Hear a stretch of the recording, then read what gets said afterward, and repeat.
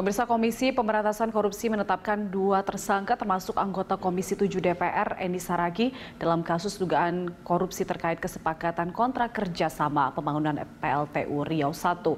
Dan untuk mengetahui informasi terkini terkait dengan perkembangan kasus itu, kita sudah bergabung bersama rekan Stefilos dan juru kamera Ali Amran dari Gedung KPK Jakarta.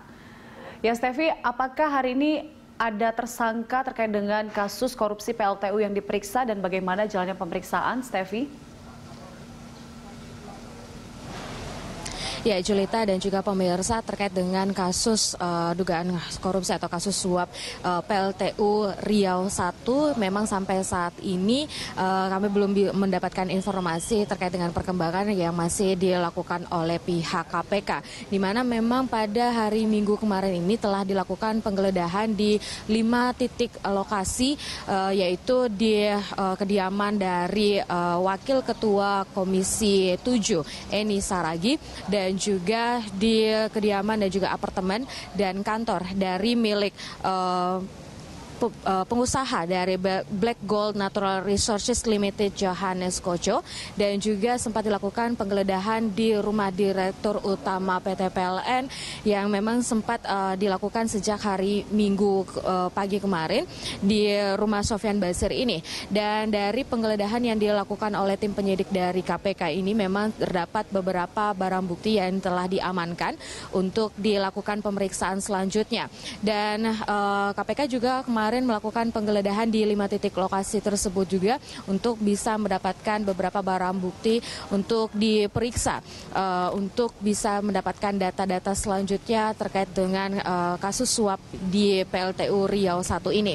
Dan dari hasil pemeriksaan atau penggeledahan yang dilakukan oleh tim penyidik pada minggu kemarin di kediaman dari Sofyan Basir ini, memang didapat beberapa barang bukti berupa dokumen-dokumen terkait dengan dari proyek PLTU Riau I ini, dan ada beberapa dokumen tersebut di dalam sebuah kardus dan juga koper yang dibawa oleh tim penyidik KPK yang kurang lebih melakukan penggeledahan ada sekitar 3-4 jam di kediaman dari Sofyan Basir ini.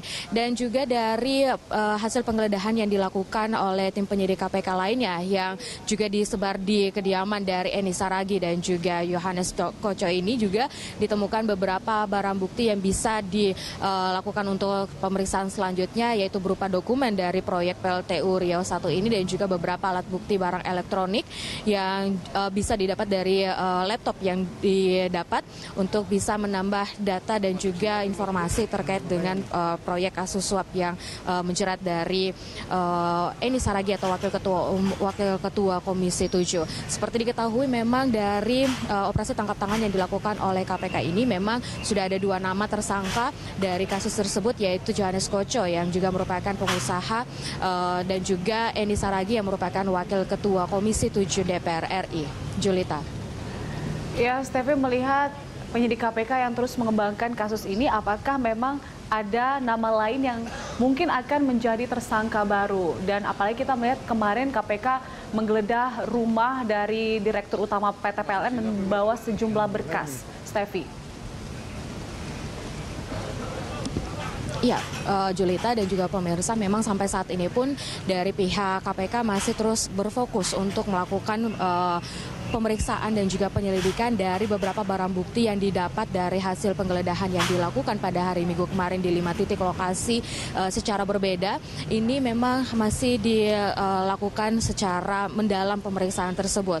Apakah masih ada nama-nama lain yang akan terungkap dan masih akan ada nama-nama yang menjadi tersangka? Mengingat memang dari pemeriksaan yang dilakukan atau dalam operasi tangkap tangan yang dilakukan oleh KPK pada Jumat kemarin ini, memang sebelumnya ada 9 orang yang diamankan dan dilakukan pemeriksaan, dan pada hari Sabtunya ada 3 orang lagi yang dipanggil oleh KPK untuk dilakukan pemeriksaan, sehingga ada 12 orang yang sedang dilakukan pemeriksaan secara intensif. Dan akhirnya 2 nama, yaitu Johannes Koco dan juga Eni Saragih, yang ditetapkan sebagai tersangka dalam kasus suap PLTU Riau I ini. Hingga saat ini juga masih terus dilakukan pemeriksaan beberapa saksi yang memang sampai saat ini dari pihak KPK pun belum mengungkapkan siapa-siapa saja yang akan dipanggil oleh pihak KPK untuk bisa menambah informasi terkait dengan kasus kasus suap tersebut. Dan hingga saat ini pun juga memang KPK masih menelusuri terkait dengan barang-barang bukti yang didapat dari hasil penggeledahan yang dilakukannya.